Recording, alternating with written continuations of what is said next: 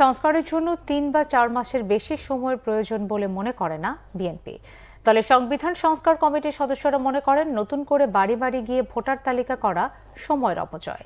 BNP চেয়ারপারসনের গুলশান কার্যালয়ে সংবাদ সম্মেলনে তারা এসব কথা বলেন। নেতারা বলেন, যাদের নেতৃত্বে নির্বাচনী প্রক্রিয়া কলঙ্কিত হয়েছে তাদের বিরুদ্ধে তদন্ত সাপেক্ষে ব্যবস্থা নেওয়া এবং অভিযুক্তদের আগামীতে কোনো নির্বাচনী কাজে আর যুক্ত না করার সুপারিশ করা হয়েছে।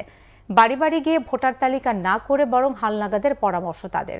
এ সময় সংবিধানে আরপিও সংশোধন, সীমানা নির্ধারণ, নির্বাচনী কর্মকর্তাদের ভূমিকা, এনআইডির ক্ষমতা ইসির কাছে অর্পণ সহ নির্বাচন সংক্রান্ত 17টি সুপারিশ তুলে ধরেন তারা। বলেন, যারা দীর্ঘদিন ভোট দিতে পারেননি তাদেরকে একটি সুষ্ঠু পরিবেশের মাধ্যমে কেন্দ্রে নিতে চায় বিএনপি। ভোটার তালিকা প্রণয়ন, যেটা আপডেট হালনাগাদ করা হয়, সেটার একটা নিয়ম আছে, বিধিও আছে।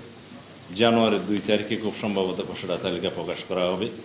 তারপরে নির্বাচনী অফিস, নির্বাচনী কর্মকর্তা এবং নির্বাচনের সময় পুলিং এদের নিয়োগ ইত্যাদির জন্য কিছু সময় লাগে, ডিলিমিটেশনের জন্য কিছুটা সময় লাগে, শুনানি করতে হয়, সীমানা নির্ধারণ।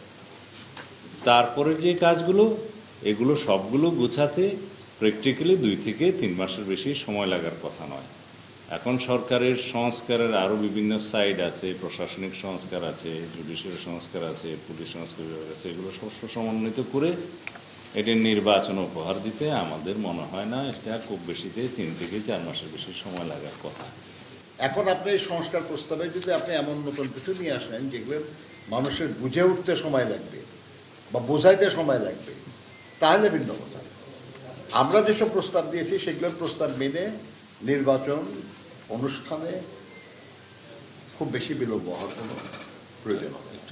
ছাত্র জনতা যারা আজ পর্যন্ত যারা ভোট দেওয়ার সুযোগ পায়নি তাদেরকে কিন্তু আমরা অনির্দিষ্টকালের জন্য আমরা সেই অধিকার থেকে বঞ্চিত করে যদি রাখতে চাই, সেটা সঠিক হবে না।